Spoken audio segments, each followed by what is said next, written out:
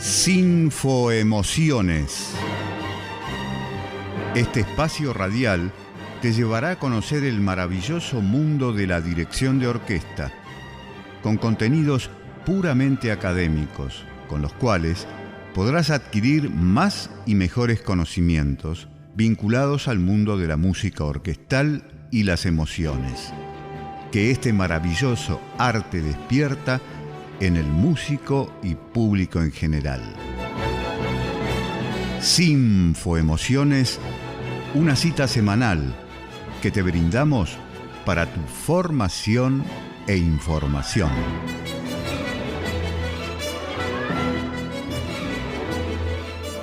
Muy buenos días, muy buenas tardes, muy buenas noches. Nuestro saludo desde Sinfoemociones a los distintos países que comparten con nosotros esta hora de programa radial online.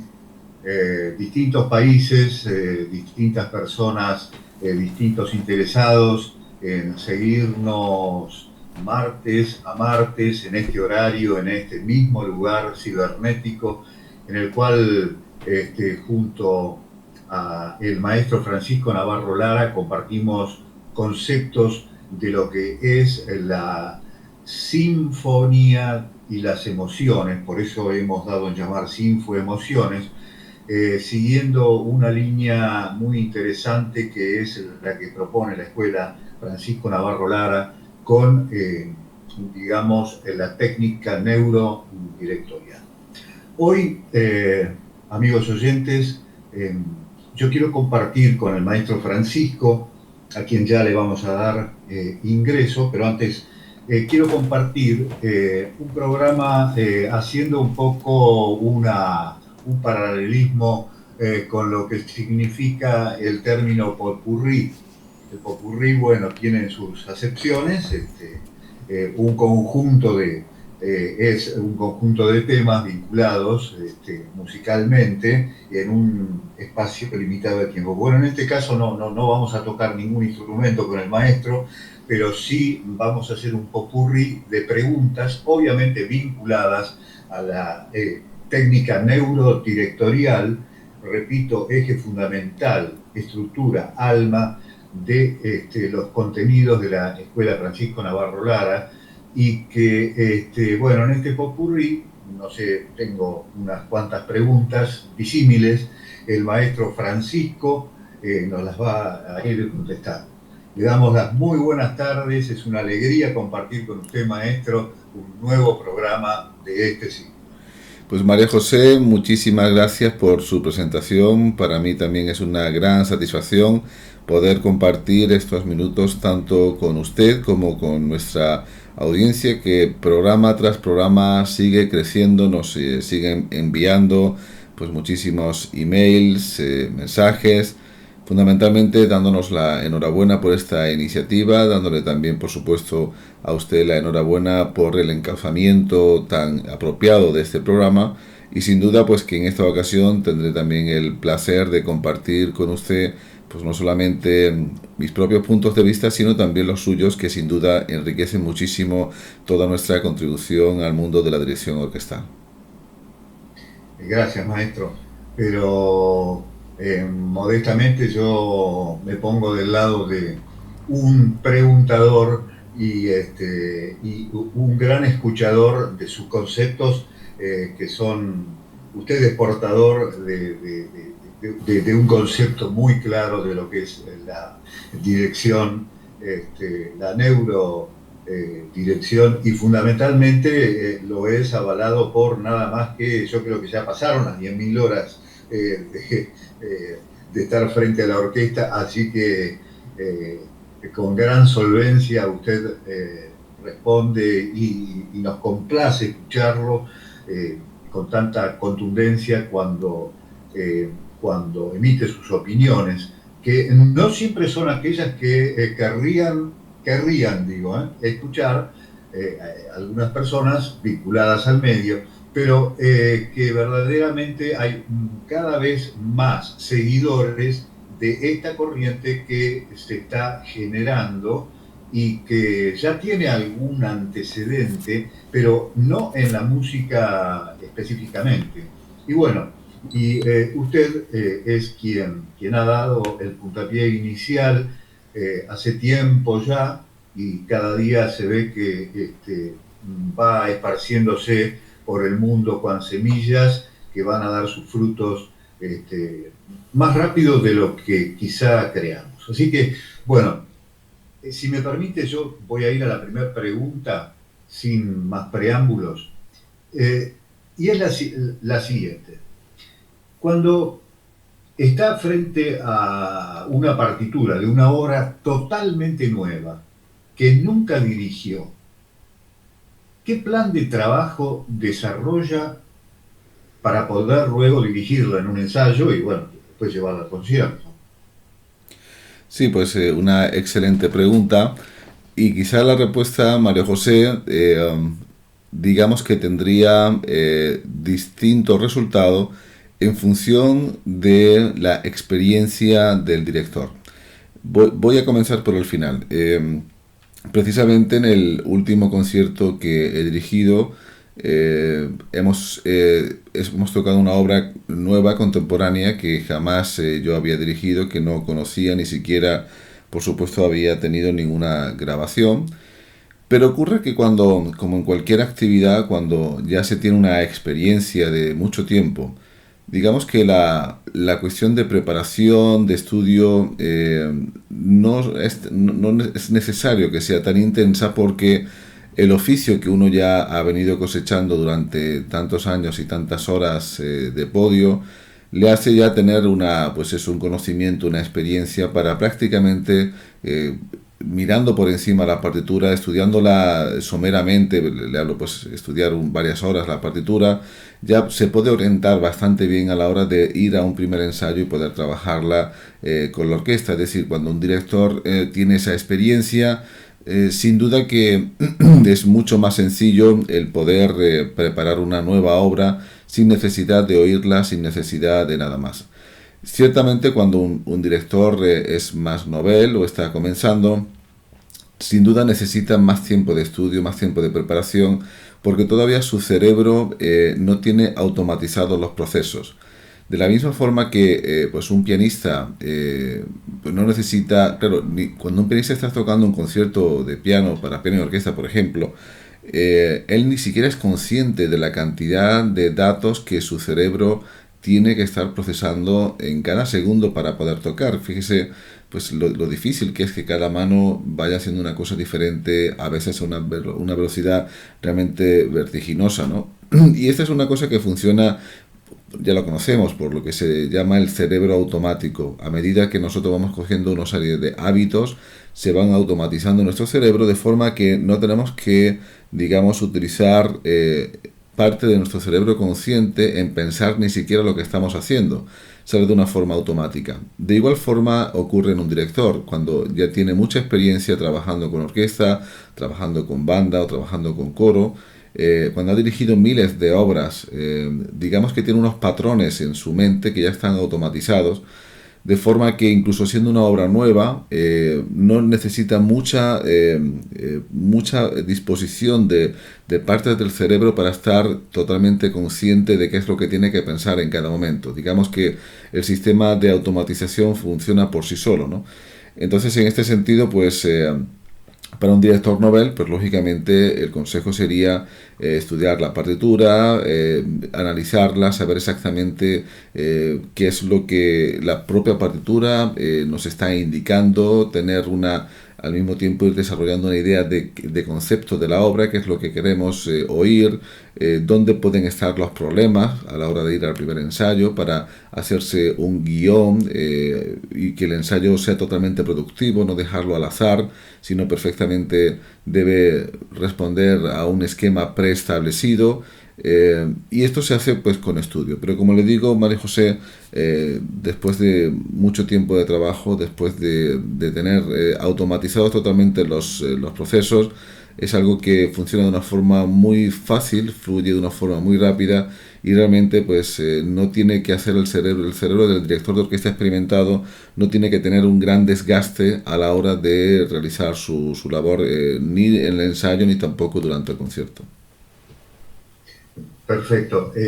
Quizá el director ya ha besado en el tema, usted dice que tampoco en el concierto, pero pondría más energía en los ensayos Sí. para lograr, digamos, lo que tiene en su mente. Sí, totalmente. De hecho, los grandes directores de orquesta siempre dedican mucha más energía durante los ensayos que el concierto. El concierto es una consecuencia, consecuencia de un trabajo bien organizado durante los ensayos. A mí, de hecho, el concierto es algo que me preocupa siempre bastante menos, porque en el concierto uno tampoco puede esperar que se obre ningún milagro. Es decir, si ha habido un trabajo previo durante el ensayo que ha sido intenso, que ha estado bien orientado, que ha cumplido sus expectativas, de forma natural la consecuencia del concierto va a ser realmente satisfactorio. Por el contrario, si el director durante el ensayo no sabía qué decir, no ha trabajado bien la orquesta, no tenía un buen criterio de la partitura, no sabía realmente programar las mentes de los músicos para que sepan exactamente qué tienen que hacer en todo momento, pues el concierto lógicamente, necesariamente no va a salir bien. A mí siempre me gusta decir que si el ensayo se ha hecho bien, el director de orquesta es prácticamente innecesario en el concierto. De hecho, a mí me gusta trabajar la orquesta de forma que los músicos podrían tocar el concierto sin necesidad de que yo estuviera frente a ellos, porque ya todos saben exactamente qué es lo que tienen que hacer, saben exactamente, por ejemplo, cómo quiero que sea un cambio de tempo, saben exactamente cómo quiero que se haga una frase, saben exactamente qué plano sonoro es el que quiero que se oiga en primer término. Y por lo tanto mi labor durante el concierto es fundamentalmente de tipo motivacional, ¿no? Para reafirmar todo aquello que hemos estado trabajando durante los ensayos, para transmitirle la propia emoción, pero sin duda es una consecuencia. Todo lo importante, la única posibilidad que tiene el director de modificar realmente es durante el ensayo, en el concierto, es ya la consecuencia de todo. Si el trabajo ha sido satisfactorio, el concierto será un éxito. Si el trabajo no ha sido satisfactorio, va a ser mucho más difícil que el concierto sea ese éxito, ¿no? Extraordinario, maestro, muchísimas gracias. De lo cual también se desprende o creo interpretar que cuando está bien afianzado el trabajo del ensayo, el director puede explayarse, digamos, con la gestualidad de una manera que no la hizo durante el ensayo, digo, en el concierto, ¿no es cierto? Y los músicos no se van a ver sorprendidos porque saben perfectamente, al contrario, quizás refuercen en ese ambiente mucho más emotivo, ¿no? Con público frente a la agrupación, me imagino, ¿no? Que puede ocurrir eso también, ¿no? Sí, efectivamente es todo un proceso, es decir, no se trata de decir que en el ensayo hay que dirigir de una forma diferente al concierto, sino que, pues imagínese, pues a usted, María José, le invitan para dirigir un concierto con la Orquesta Nacional de España, por ejemplo, pongamos por el caso, ¿no? Usted tiene una semana de ensayos, nunca ha trabajado con esta orquesta, y lógicamente al principio hay un periodo, digamos, de conocimiento, ¿no? Igual que cuando se conocen dos personas por primera vez, ¿no? Hay un periodo en el que uno pues se va tanteando, va conociendo aspectos sobre el otro, va viendo cómo cada uno piensa, cómo uno reacciona, y a medida que del primer ensayo se pasa al segundo, al tercer día de ensayo, etcétera, la propia relación va modificando. Usted es el mismo tanto el primer día del ensayo como el último del ensayo, pero la relación ha ido cambiando en función de esa reciprocidad, de ese conocimiento que van teniendo. De la misma forma, la técnica de dirección puede evolucionar en función de ese conocimiento que el director de orquesta va teniendo. Usted, mientras está dirigiendo, se va dando cuenta durante los ensayos si la orquesta es más flexible, si la orquesta necesita más de su apoyo, qué sección de la orquesta es una sección más activa, cuál otra sección es menos activa y por lo tanto necesita un poco de más motivación, incluso la personalidad de cada músico, ¿no? Cómo funciona el oboe solista, si es una persona que es proactiva o es una persona que necesita más el acompañamiento del director, cómo se comporta el flauta solista, qué tal se comporta el timbalista, y así usted va haciéndose una composición de un lugar, la cual va evolucionando a medida que van teniendo conocimiento de la orquesta y también la obra a medida que va penetrando en cada una de las células de cada uno de los músicos de la orquesta, hasta que cada músico hace suya su misma concepción de la obra. De esta forma su técnica va a evolucionar, no significa que va a dirigir de forma diferente, de una forma predeterminada, sino que igual que una relación va fluyendo y se va adaptando al conocimiento que se van teniendo una persona de la otra, de la misma forma pues ese contacto director y orquesta va a evolucionar, de forma que cuando llegue el concierto, si realmente se ha cumplido la labor durante el ensayo, es decir, que los músicos ya tienen totalmente programada su mente para saber exactamente lo que usted quiere y ellos lo pueden hacer incluso aunque usted no estuviera delante, lógicamente su técnica clásica, por decirlo de alguna forma, su técnica motora se va a relajar porque usted sabe que los músicos ya comprendieron exactamente qué es lo que tienen que hacer y usted puede centrarse más en aspectos de tipo emocionales, aspectos de tipo espirituales, aspectos de tipo motivacionales y por supuesto también nunca sin olvidar que el público es parte también de todo el proceso. El director no solamente dirige para las emociones de la orquesta, sino que también debe dirigir para las emociones del público, ¿no? Sí, claro. Excelente, claro, clarísimo. Para los amigos que se están incorporando en este momento en la sintonía, les recordamos que estamos en el programa Sinfoemociones, junto al maestro Francisco Navarro Lara, y desde Argentina quien les habla, Mario José Conti, acompañando al maestro en este trabajo que estamos realizando con un fin educativo, fundamentalmente, para aquellos que están decididos a continuar profundizando sus estudios musicales en dirección de orquesta, de banda y de coro. Sinfoemociones en el aire, y vamos a continuar en este programa que hemos titulado un popurrí de contenidos, con una segunda pregunta, maestro. ¿Qué aptitudes y actitudes han tenido los grandes y los legendarios maestros de orquesta para quedar en la historia como tales, ¿no? Me imagino que hay un abanico o hay mucha mística, o realmente, es lo que decimos aptitudes y actitudes. Bueno, María José, precisamente cuando yo encaraba mi proyecto de tesis doctoral que hice en el Instituto Superior de Arte de La Habana, en Cuba, esta era la respuesta que yo quería encontrar como consecuencia de mi estudio de investigación. Quería encontrar precisamente qué aptitudes o qué era aquello que coincidían los grandes maestros que precisamente le sirvió para ser reconocidos como tales, ¿no? Al principio quería hacer un trabajo muy amplio, pero inmediatamente mi tutor de tesis doctoral, pues me dijo que lógicamente era un tema excesivamente amplio, tenía que acotarlo, y lo que hice fue una investigación entre 4 directores de orquesta míticos, legendarios, como fue Furtwängler y Toscanini, representando la primera mitad del siglo XX, y Karajan y Bernstein representando la segunda mitad del siglo XX, ¿no?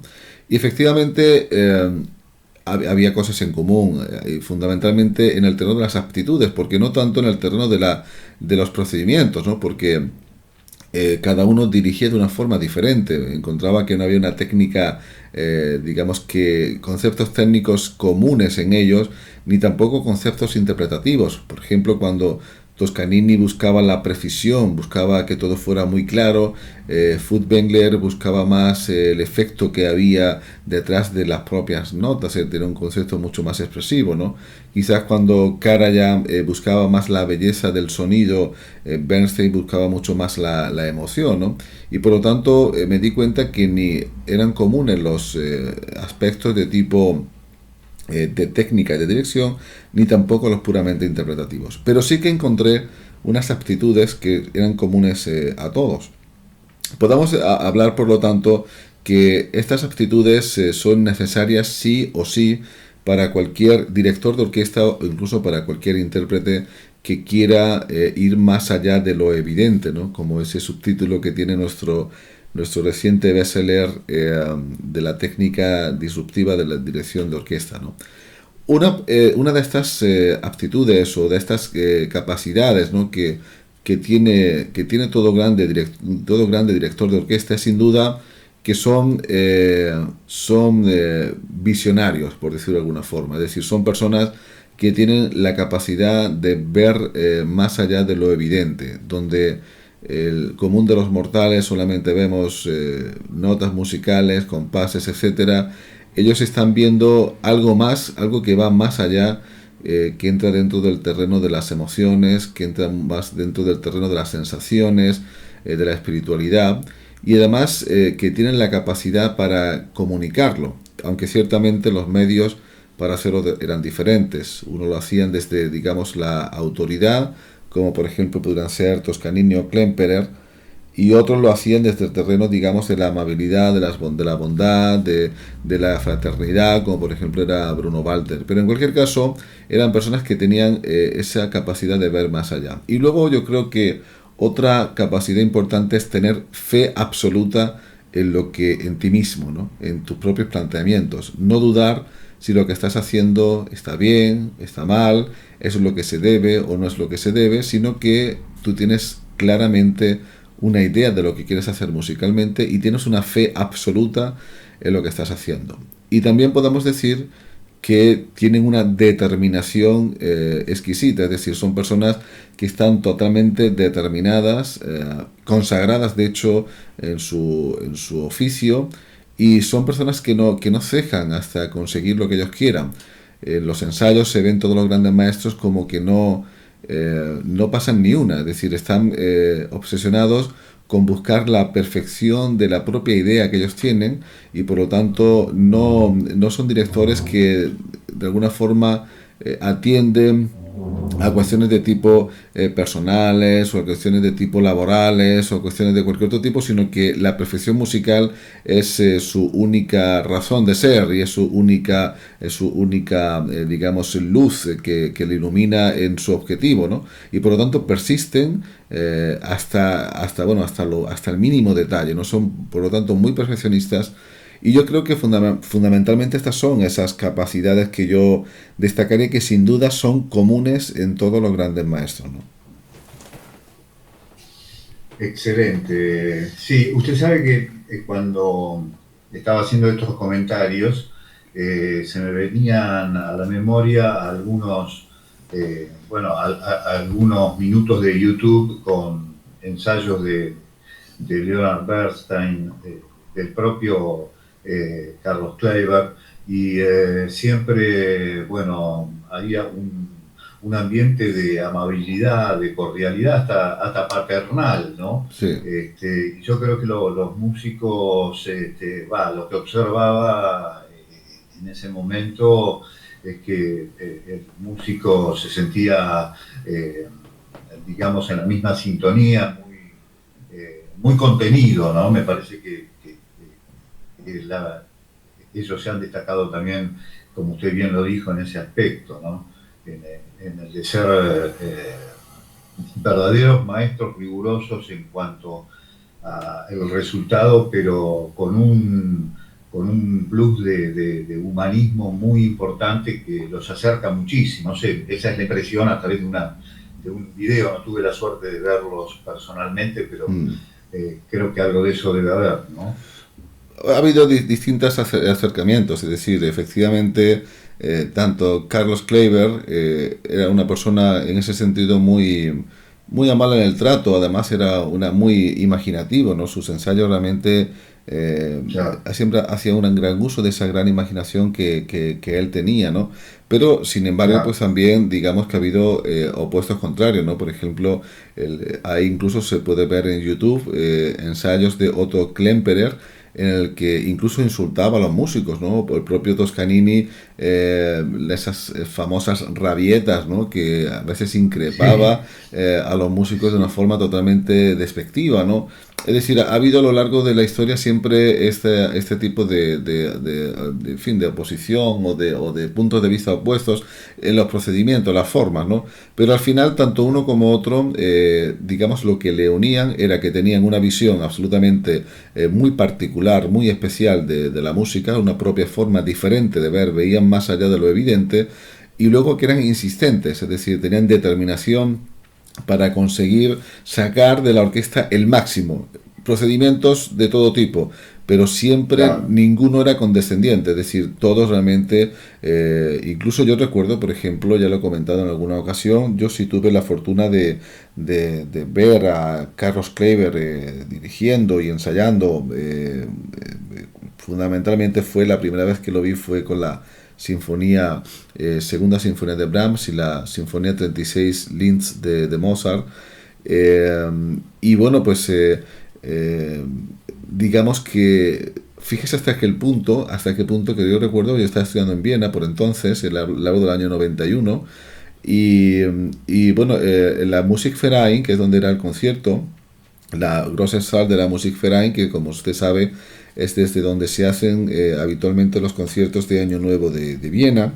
Bueno, Ah, sí, sí, sí, los sí. alumnos de dirección de orquesta teníamos, de hecho, fíjese María José, qué cosa más interesante, de hecho, esta era realmente la escuela de Viena. La escuela de Viena, que tuvo tanta fama, no era tanto lo que se hacía en la Musikhochschule, lo que se hacía dentro de clase, sino que la escuela de Viena era lo que había fuera de la Musikhochschule, es decir, el ambiente musical que había en Viena, de forma que semana tras semana uno podía asistir a conciertos de los más grandes maestros, no solamente directores, sino también pues intérpretes de cualquier instrumento, e incluso que era algo bueno, por ejemplo en España no se permite, no sé si ocurre en otros países, no sé si en Argentina, en otros países se permite. En Viena, a nosotros, por ser alumnos de dirección de orquesta, nos permitían estar en todos los ensayos, en todas las grabaciones para la Deutsche Grammophon o para la Decca. Entonces esa era realmente la escuela de Viena, al que tú podías estar. Yo he estado, María José, tantos y tantos días solo en la Musikverein de Viena, viendo cualquier ensayo de cualquier gran maestro, solo yo en la sala y ellos Qué bueno. haciendo el ensayo para mí solo. Es decir, esto era era muy frecuente porque uno tenía que hacerse una programación semanal porque había tanta oferta que no tenía tiempo. Es decir, yo tenía que semanalmente decidir dónde iba a ir porque había muchas grabaciones, porque había muchos conciertos, porque había muchos ensayos en la ópera de Viena, en la Volksoper, en el Konzerthaus, en la Grosse Saal de la Musikverein. Es decir, había una oferta tal que uno tenía que seleccionar. Y había veces que ocurría que estaba ensayando, por ejemplo, Sir George Solti con la Sinfónica de Chicago para mí solo en la sala, ¿no? Y yo podía estar allí teniendo acceso a qué es lo que el maestro estaba ensayando, qué decía, cómo no decía, cómo se movía, cómo explicaba, ¿no? Y esto realmente es algo fantástico. Pero volviendo nuevamente a la pregunta, pues efectivamente las formas eran muy diversas, pero todo sin duda, le comentaba que Kleiber, en ese ensayo concretamente de la Grosse Saal, hay una puerta que hay una especie de mirilla de cristal que uno puede ver a través de ese cristal, pero incluso Carlos Kleiber lo tapó porque no quería ni siquiera que nadie pudiera verlo ensayar. Ni siquiera nosotros nos sentábamos a la puerta intentando agudizar el oído para oír qué es lo que el maestro estaba explicando a la orquesta. Fue el único maestro, por cierto, que impidió que los alumnos de dirección pudiéramos estar en la sala participando del ensayo, lo cual no es un reproche que le hago, sino que pues es perfectamente comprensible porque también me viene ahora al recuerdo un ensayo con Nicolás Harnoncourt. Estaban ensayando no sé qué obra y estábamos pues 4 o 5 alumnos de dirección de orquesta en la sala siguiendo el ensayo con la partitura en mano, hasta que el maestro se dio la vuelta y dirigiéndonos a nosotros nos dijo, no tengo ningún problema en que ustedes sigan oyendo el ensayo, pero el próximo que se ponga a dirigir mientras que estoy trabajando se va fuera, porque nosotros pues lógicamente con nuestras partituras desde nuestro sitio intentábamos dirigir como si realmente nosotros fuéramos el director que estaba dirigiendo en directo, ¿no? Pero en fin, una gran experiencia, y cada gran maestro pues tiene esa capacidad de llegar al máximo, de no conformarse con la mediocridad, no conformarse lo que esté bien ni lo que esté muy bien, sino tener una gran determinación para llegar hasta el máximo de la perfección musical con arreglo a su propia concepción de la música, ¿no? Permítame decirle que sanamente envidiable su experiencia, me imagino, ¿no? De poder haber estado allí frente a estas eminencias y bueno, haber absorbido, me imagino, todo, ¿no? Estaría con todos los sentidos puestos, sí. Extraordinario. Y qué linda anécdota, ¿eh? Sí. Qué linda, porque esto yo creo que desde el lado de quienes estamos estudiando y trabajando con usted, nos motiva. Es una muy agradable, muy linda. Sí. Muy linda anécdota, gracias por contarla, maestro. Yo no la había escuchado realmente, así que sí. Quizá otras personas sí, pero es gratificante. Muchas bueno, gracias. vamos a ir a una tercera pregunta, ¿no? Esto está referido más, digamos, a las inquietudes de alumnos o de aquellos que desean o trabajan con una orquesta amateur digamos, están introduciéndose en el mundo de la dirección, ¿no? Cuando se está en el ensayo, vamos a ampliarlo, en el ensayo de orquesta, el de banda, también podría ser el de coro. El director debe llenar de explicaciones, sobreabundar o abundar en explicaciones a los músicos. Bueno, pues es una pregunta también que me interesa muchísimo, porque creo que la respuesta que voy a ofrecer sin duda que puede alegrar o facilitar la vida de muchos directores de orquesta. Le digo porque yo tuve una muy mala influencia al principio de mis estudios musicales. Yo intentaba recopilar todo lo que había publicado en dirección orquestal. Lo mío siempre ha sido una gran pasión por la música y específicamente por la dirección de orquesta, de forma que libro que conocía que se había publicado, el libro que yo inmediatamente compraba cualquier tipo de vídeos que, bueno, antes se vendían, ya pues nadie compra vídeos, ¿no? Pero vídeos de estos de las cintas, no de DVD, sino los vídeos de cintas de estos que se ponían en el aparato sí. de vídeo y tal, con ensayos de grandes maestros. Yo estaba siempre intentando consumir todo el material en cualquier tipo de lengua. Yo pues hablo varios idiomas precisamente porque me leía todo lo que caía en mis manos que versara sobre la dirección orquestal. Y por ejemplo la bibliografía que había de libros de técnica de dirección, fundamentalmente americanos, norteamericanos, pues, lógicamente en inglés, en casi todos se especificaba como que el director de orquesta debía hablar lo menos posible durante el ensayo. Incluso en algún libro se estableció una especie de decálogo sobre pues, lo que el director de orquesta debería y no debería hacer, y una de las cosas que aparecían como satanizadas, como prohibidas, era el hablar mucho durante los ensayos. Yo perdí varios años de mi vida, desaproveché varios años de mi vida porque efectivamente hice caso a este punto del decálogo que decía que hablar lo menos posible. Y sin embargo, el resultado final que yo obtenía nunca era óptimo realmente.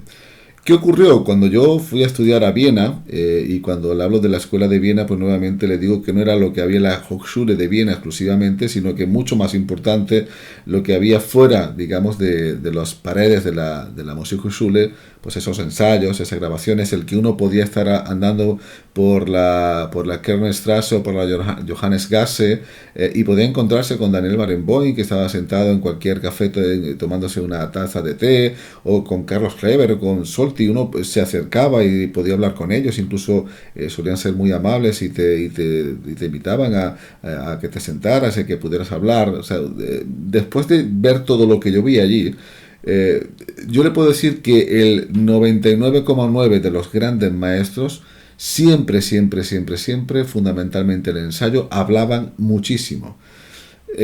Claro, al principio a mí me chocó esto porque a mí me habían dicho estos libros que yo leía que se debía hablar poco, que lo que uno tenía que hacer es mostrar con el gesto.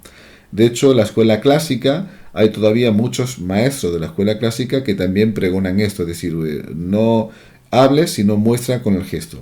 Sin embargo, ninguno de los grandes maestros lo hacía. Inmediatamente comprendí el porqué. Recuerdo que lo que más me sorprendió fue un concierto que hizo Sir George Solti, que vino con la Orquesta Sinfónica de Chicago y venía de gira. Es decir, cuando una orquesta viene de gira, significa que una orquesta ya ha no solamente ensayado en su país determinado pues miles de veces una obra, sino que además la viene tocando en distintos lugares, de forma que cuando tú la oyes en Viena, pues se supone que ya la han tocado como 8 o 10 veces en otros auditorios, ¿no? Por lo tanto es una obra que está, pues imagínese una gran orquesta y una obra de repertorio y en gira. Es, digamos, algo que prácticamente los músicos tocan de memoria. Recuerdo un ensayo de Solti en la Musikverein con la Sinfónica de Chicago, y me llamaron varias cosas la atención. La primera es que el ensayo, Solti no estaba sobre el podio, Solti estaba sentado en el patio de butacas. Por cierto, la otra persona que había era yo, es decir, estaba todo pues vacío, estaba la orquesta y estaba Solti sentado en el patio de butacas, y había un director que era uno de sus asistentes, de los múltiples asistentes que tenía Solti, que era quien estaba ensayando con la orquesta, y Solti estaba sentado. Y Solti lo que hacía desde la sala del patio de butacas era según lo que él estaba oyendo, o sea, no de la percepción que tiene el director desde el lugar del podio, que no es la mejor percepción, dicho sea de paso. Es decir, mucha gente piensa que donde está situado el director es donde mejor se oye la orquesta. No es cierto. La orquesta siempre se oye mucho mejor dentro de la propia sala de concierto, que es donde acústicamente está todo diseñado para que se oiga perfectamente. Y él, por lo tanto, estaba en la sala de concierto, y el asistente pues era una persona rutinaria, entre comillas, que dirigía como ya sabía que el maestro quería, y por lo tanto, fíjese que le daba muy poca importancia a lo que este hombre hacía. Solti estaba oyendo cómo estaba sonando la orquesta, y recuerdo pues que, por ejemplo, paraba desde su sitio, paraba la orquesta con la mano, se acercaba a los violonchelos y le explicaba cómo tenía que hacer el sonido que ellos tenían que hacer, porque estaban tocando, no sé qué obra era, no sé qué obra era en este momento, pero recuerdo que le decía que tenía que sonar el violonchelo como si fuera una voz humana, ¿no? Y el sonido que él percibía desde donde él estaba no tenía la cualidad del sonido que él estaba buscando, y él hablaba, explicaba cómo quería ese sonido, hasta que llegó un momento, después de muchas explicaciones, después de darle muchos ejemplos, que ya comenzó a sonar el sonido que él quería escuchar. Pero todo se hacía por medio, digamos, de la palabra. La palabra, sin duda, que es uno de los mecanismos que tenemos muy importantes para influir, por supuesto, en el resto de las personas. Si nosotros solamente utilizamos el lenguaje no verbal, digamos que eso es tan negativo como lo contrario, utilizar solamente la palabra y obviar totalmente el lenguaje no verbal. Creo que ambos se complementan, pero sin duda la palabra durante el ensayo es fundamental. Para mí es en un concierto habitual, necesito, para hacer los ensayos, hablar con los músicos, explicarles qué es lo que quiero, transmitirles mi propia idea. Algunas veces un gesto es suficiente, pero la palabra sin duda que es un elemento primordial, y no solamente el contenido de lo que estás diciendo, sino la forma que tienes en expresarlo, ¿no? Claro. Y por lo tanto yo creo que en la música, en el ensayo como en el amor y la guerra, todo vale siempre y cuando tú consigas tus objetivos. Y yo invito, por supuesto, y animo a muchos directores que nos pueden estar oyendo en este momento, sobre todo estudiantes o directores noveles, que si quieren realmente conseguir buenos resultados, sin duda, tienen que hablar a la orquesta, tienen que explicar a la orquesta, tienen que mostrar el camino, tienen que motivar. Y esto, por supuesto, que se hace también con el lenguaje no verbal, pero no renunciemos a ese poder que tiene la propia palabra. Incluso sin entrar incluso en la propia programación neurolingüística, que también es un elemento a tener en cuenta de qué tipo de palabras tú utilizas, puedes activar determinadas cuestiones en los músicos, ¿no?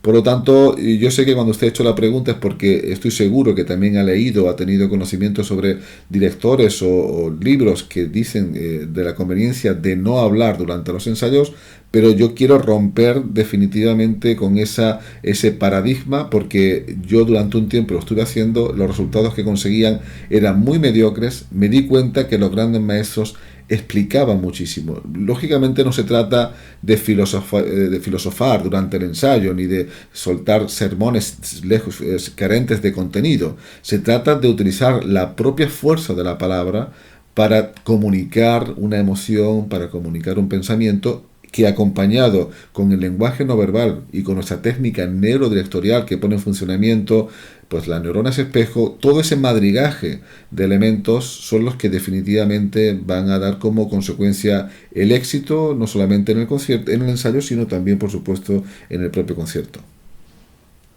Claro, perfecto. Y además, no sé, me parece que el hecho de hablar, el maestro, de comunicarse con el músico también tiene una contrapartida, que es la devolución que el músico puede hacer y enriquecer, digamos, el concepto que está en ese momento, digamos, tratándose, ¿no? Me imagino que la vuelta también es constructiva, ¿no? Pero abrir la puerta, el camino al diálogo es fundamental, ¿no? Efectivamente.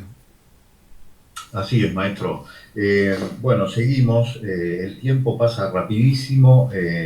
Es muy interesante todo lo que estamos desarrollando.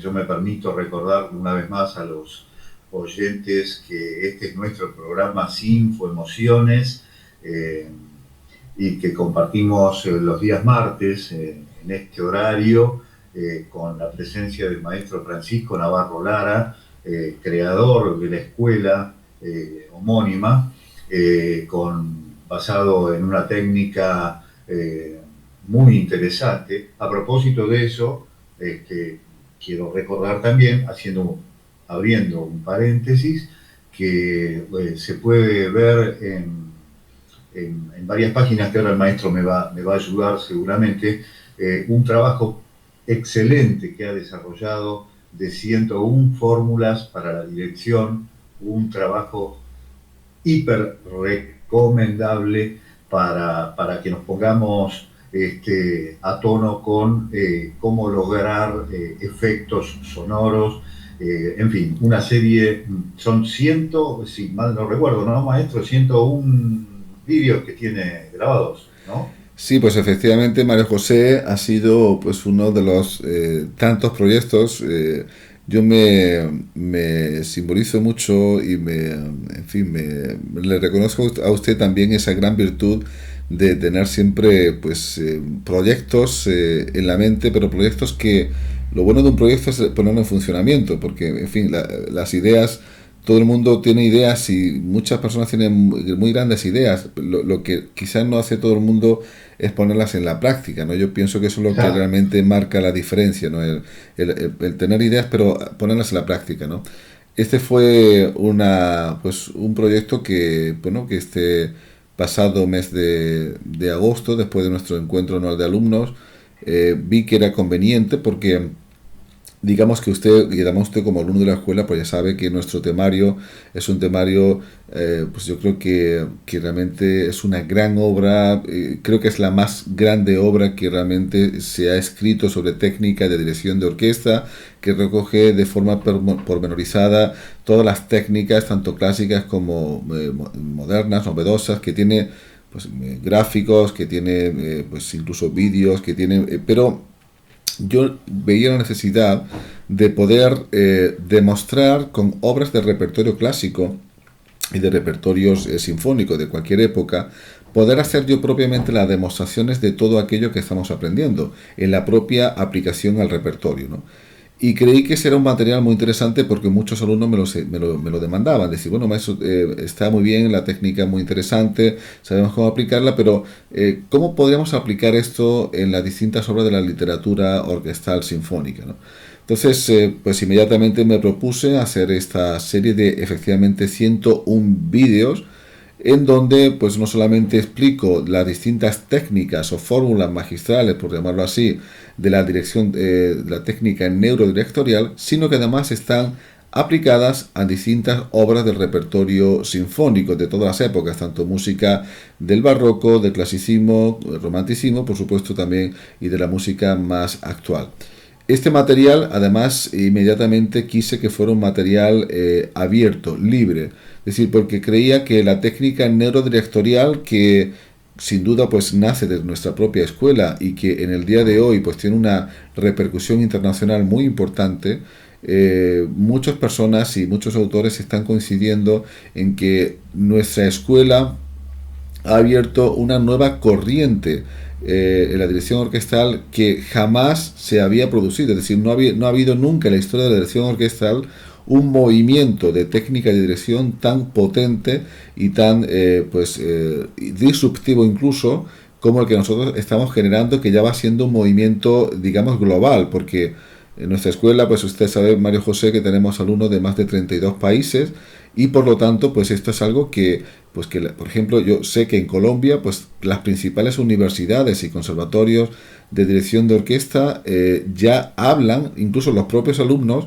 les preguntan a sus maestros sobre la técnica neurodirectorial y tienen que lógicamente comprar nuestros libros, estar al tanto de todo lo que estamos haciendo, porque ya este movimiento es un movimiento que ha irrumpido de una forma bastante intensa digamos, en el arte de la dirección orquestal. Ya no es el arte de dirección orquestal, no es lo que era hace 10 años, sino que ha evolucionado muchísimo gracias a las aportaciones que nosotros estamos haciendo. Y por eso quería que estos 101 vídeos fueran, digamos, libres, es decir, cualquier persona pudiera tener acceso a ellos, porque creo que es un conocimiento, democratizar este conocimiento es muy importante, porque no me cabe la menor duda que lo que estamos haciendo, Mario José, usted y yo en este momento, lo que estamos haciendo en nuestros libros, en estos libros porque afortunadamente todos han sido bestsellers, que están consumiéndose en muchos países, incluso que no son de lengua española, ¿no?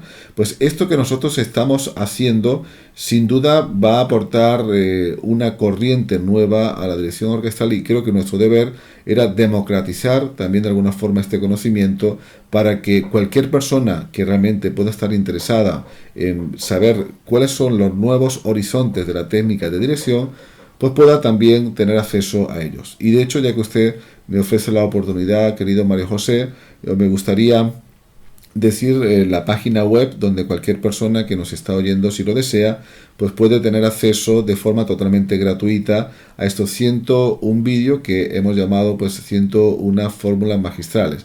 La dirección es muy sencilla, es la dirección de nuestra escuela, que es Musicum, terminado en M de Madrid, o sea, sería M de Madrid, U de Ucrania, S de Sevilla, I de Italia, C de Córdoba, U de Ucrania, M de Madrid.net, y era barra o diagonal, cada uno le llama de una forma diferente según el país, sería 101, escrito con número, o sea, 101, guión, fórmulas, guión, magistrales. Ahí tienen los 101 vídeos, que también está, por cierto, en YouTube. Simplemente con que pongan mi nombre o el nombre de la escuela, ya van a tener acceso a, fíjese Mario José, no sé si usted conocía este dato, a los más de 178 vídeos que tenemos en este momento publicados en nuestro canal de YouTube. Sí, increíble. La verdad que, no, increíble no, creíble porque están. Pero particularmente estos 101 vídeos que usted ha presentado es un material sumamente interesante, por eso me he permitido dejarlo esto sentado. Yo sé que como el programa, si bien ahora está en vivo, va a quedar grabado, ¿no? Entonces pueden recurrir a aquellos que no hayan copiado bien la página como para acceder, y bueno, y ver este magistral trabajo que nos va a aportar muchísimo y que, bueno, después cada uno decidirá ahondar o no más en este arte de la dirección.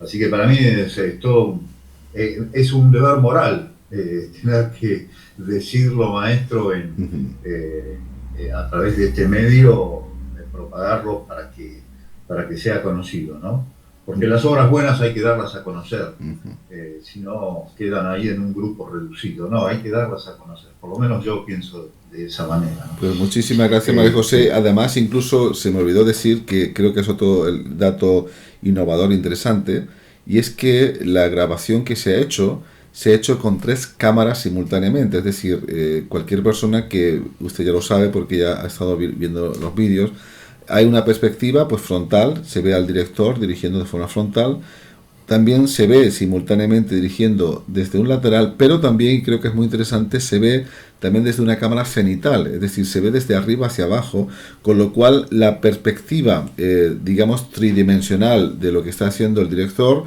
es muy importante, porque usted sabe que en nuestra escuela hablamos, por ejemplo, del eje de profundidad, ¿no? Que son los movimientos que se hacen de dentro fuera, que con una cámara frontal o una cámara lateral, pues no se pueden ver, no se pueden apreciar, pero desde arriba sí que se pueden apreciar, y por eso quise que todo este gran trabajo de 101 vídeos de técnica neurodirectorial se pudiera ver desde estas 3 perspectivas, que creo que sin duda también marcan la diferencia para poder examinar al detalle cualquier tipo de movimiento, ¿no? Sí, es excelente, realmente es excelente, y los invito desde mi humilde posición a quienes nos estén escuchando de verlos, porque realmente van a aprender, se va a aprender mucho. Estoy aprendiendo muchísimo, además de, bueno, por supuesto, de ser alumno de la escuela. Bueno, voy a continuar, maestro, con este popurrí. Sí. Y vamos a situarnos ahora en lo que sería un repertorio, ¿no? Supongamos que usted es director invitado a dar un concierto. La orquesta es muy profesional. Es una fecha cualquiera, no necesariamente, o podría serlo también, una fecha determinada. Si digo el 22 de noviembre, bueno, ya sabemos todos. ¿Qué criterio aplicaría para armar un programa de concierto que sea atrapante? Y con esto de atrapante estoy insinuando de algún modo que trabajemos un poco el tema del marketing del director y de la orquesta sinfónica, ¿no?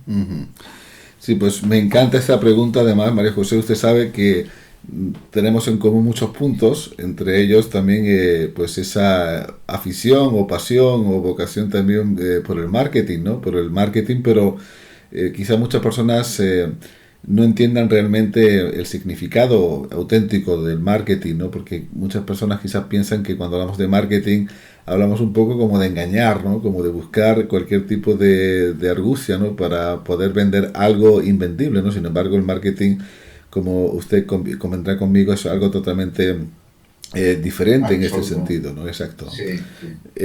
Entonces, somos enamorados del marketing, y por eso pues también es otro de los puntos que nos unen. Y efectivamente es muy importante la elección del repertorio, es fundamental. Para mí, María José, digamos, cuando me invitan a dirigir como director invitado, hay veces que lógicamente hay que reunir una serie de, digamos, requisitos del repertorio. Por ejemplo, pues lógicamente que en la misma temporada o incluso la temporada anterior no se haya interpretado la misma obra, ¿no? Porque siempre la orquesta, pues digamos que quiere hacer un repertorio diferente, no repetir la misma obra en la misma temporada o en temporadas muy seguidas, ¿no? A lo mejor si te llaman para que tu concierto esté incluido dentro de un ciclo de conciertos determinado, por ejemplo, imaginemos un ciclo de conciertos de la integral de Beethoven, ¿no? Pues lógicamente pues tendrás que pensar en una obra de este autor, pero salvando, digamos, este tipo de cuestiones que son puramente estratégicas de la propia orquesta o que se debe a una programación determinada. Yo pienso que lo fundamental, yo por lo menos lo hago así, a la hora de elegir un repertorio, es buscar fundamentalmente provocar las emociones. Todos sabemos, Mario José, que cualquier acontecimiento que nosotros podamos vivir relacionado con una emoción fuerte para nosotros, sin duda que tiene mucho mayor calado que cualquier otro acontecimiento que no tiene ningún tipo de emoción, ¿no? Si yo en este momento preguntara a nuestros escuchantes, pues qué estaban haciendo cuando fue el atentado de las Torres Gemelas en los Estados Unidos, pues posiblemente muchos de ellos puedan recordar qué estaban haciendo, dónde estaban, ¿no? Y posiblemente si pregunto pues qué es lo que comieron el martes de la semana pasada, pues igual ni se acuerdan, ¿no? Porque no había relacionado ningún tipo de hecho emocional.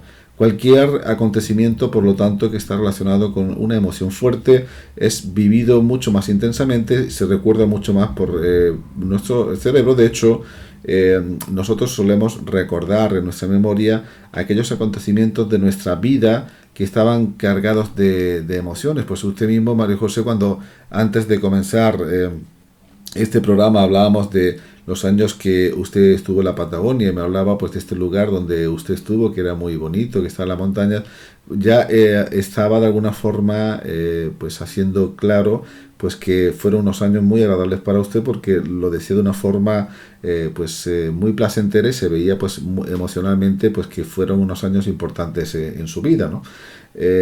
Y de la misma forma ocurre en la elección de repertorio. Yo siempre intento trabajar con las emociones del público. Para mí eso es fundamental. Busco obras que tanto para la orquesta, y cuando hablo del público, fíjese que yo englobo tanto orquesta como público en sí mismo, ¿no? Para mí la orquesta es parte del público. Yo intento a la orquesta conquistarla de la misma forma que conquisto al público. De hecho, mi público principal es la propia orquesta, ¿no? Porque la propia orquesta, si tú los seduces, si tú los enganchas, va a hacer que la orquesta suene mucho mejor que si no llegas a tener esa capacidad para conquistarles, ¿no? Entonces busco obras que tengan un fuerte componente emotivo. También son las obras que a mí más me gustan y más me interesan dirigir, ¿no? Estamos hablando, por supuesto, uno de los compositores. Hablamos en un programa anterior de la Patética de Tchaikovsky, ¿no? Tchaikovsky es un gran compositor emocional. También lo fue, por supuesto, no cabe duda, Gustav Mahler, ¿no? Y cada uno de los grandes compositores han tenido también obras que son, digamos, mucho más emocionales, otras son más intelectuales, ¿no? Yo no soy muy de dirigir obras muy intelectuales. Reconozco que no encuentro una gran satisfacción tanto como cuando dirijo obras emocionales. Y cuando utilizo la capacidad de la emoción, hace que todo cambie. Es decir, la propia orquesta cambia totalmente la sonoridad, la predisposición. El propio público también se siente involucrado. Y no solamente cuando hablo de un repertorio, hablo o me refiero a la obra que se va a interpretar, sino todo lo que envuelve la obra y el concierto en sí. Desde lo que es la propia publicidad, los propios programas de concierto, cómo está la sala preparada, cómo el propio vestuario que lleva la orquesta o que lleva el propio director, las luces, la temperatura. Es decir, todo esto juega, digamos, un papel decisivo. Usted sabe, por ejemplo, que uno de los grandes maestros que sabían de este poder era el propio Karajan, ¿no? Que, bueno, pues en sus propios vídeos de sus obras era el director que más ha cuidado, pues usted, por ejemplo, ve una grabación en vídeo, ¿no?, de la Novena Sinfonía de Beethoven o de cualquier sinfonía, y usted verá que tiene un trabajo de cámara absolutamente impresionante. Él estaba en postproducción con todos los camarógrafos para saber qué toma es la que querían hacer. Incluso hacían tomas fuera de la propia interpretación para que tuviera pues un determinado aspecto emocional, una determinada luz, incluso también la propia temperatura. El Karajan, según la obra que estaba dirigiendo, también quería que hubiera una temperatura determinada en la sala para que el público pudiera percibir desde la sensación incluso propiamente térmica de la obra, incluso elementos también incluso de tipo visual, ¿no? Todo eso influye. El cerebro, usted sabe que es es una máquina que tiene sus propias formas de funcionamiento, y cuando uno, por medio de las ciencias de la neurología, las neurociencias, sabe cuál es el funcionamiento del cerebro, sabe qué es lo que hace que el cerebro funcione, pues ese conocimiento lo aplica en el desarrollo del ejercicio, en este caso de la dirección orquestal, y sin duda que puede conseguir unos resultados absolutamente fantásticos. Por lo tanto, el repertorio María José no es solamente un título de una obra, sino que, como está viendo, pues es algo mucho más complejo que todo eso, ¿no? Bueno, maestros, muchísimas gracias. La verdad es que se nos ha pasado el tiempo de una manera, por lo menos, no sé si a usted, pero a mí, vertiginosa. Sí. Y ya estamos en el final, así que me quedan, como se dice, alguna pregunta en el tintero, pero bueno, me resta simplemente agradecerle este tan lindo momento. Le aseguro que he pasado un momento muy agradable, como cada encuentro, cada programa que tenemos, en particular hoy con sus anécdotas como estudiante y haciéndonos volar la imaginación de estar en esos lugares tan envidiables, ¿no? Y en esas circunstancias tan lindas de poder disfrutar, aprender y hasta ser regañado por algún gran maestro, ¿no? ¿Cómo no va a quedar eso grabado en la memoria suya, por supuesto, y de quienes compartimos este lindo momento? Ha sido un placer, realmente, nuevamente, esta emisión del programa Cinco Emociones, con usted, maestro Francisco Navarro Lara, a quien no tengo más que palabras por brindarnos todo su conocimiento, su experiencia. Así que, bueno, les dejo el cierre y nos volvemos a encontrar dentro de un par de martes para seguir charlando, ¿no es cierto? Bueno, María José, para mí también es un placer. De hecho, el tiempo vuela también muy rápido para mí, y también quiero, por supuesto, pues a todos nuestros escuchantes agradecerles el que nos hayan dedicado estos minutos, y que, por supuesto, el compartir una pasión es algo que sin duda pues es todo un privilegio. Así que muchísimas gracias, María José, y muchísimas gracias a todos los escuchantes. Gracias maestro, gracias a ustedes amigos oyentes que han compartido con nosotros esta hora que parece que tuvo menos de 60 minutos con el maestro Francisco Navarro Lara en Cinco Emociones, y que volveremos a estar compartiendo con nuestros colegas Andrés y con nuestra compañera Eva todos los martes en esta sintonía, algo nuevo que nos trae siempre el maestro Francisco Navarro Lara y nuestros compañeros que recién acabo de mencionar, en este espacio que tiene por propósito la divulgación de lo que es la educación musical desde la óptica de la neurodirección, que es un eje temático fundamental de la Escuela Francisco Navarro Lara. A todos ustedes un abrazo, una muy buena semana, y nos volvemos a encontrar en este mismo punto de vista. Gracias. Cinco Emociones, espacio radial que te llevará a conocer el maravilloso mundo de la dirección de orquesta, con contenidos puramente académicos con los cuales podrás adquirir más y mejores conocimientos vinculados al mundo de la música orquestal y las emociones que este maravilloso arte despierta en músicos y público en general. Cinco Emociones, una cita semanal que te brindamos para tu formación e información. Nos encontramos en la próxima cita.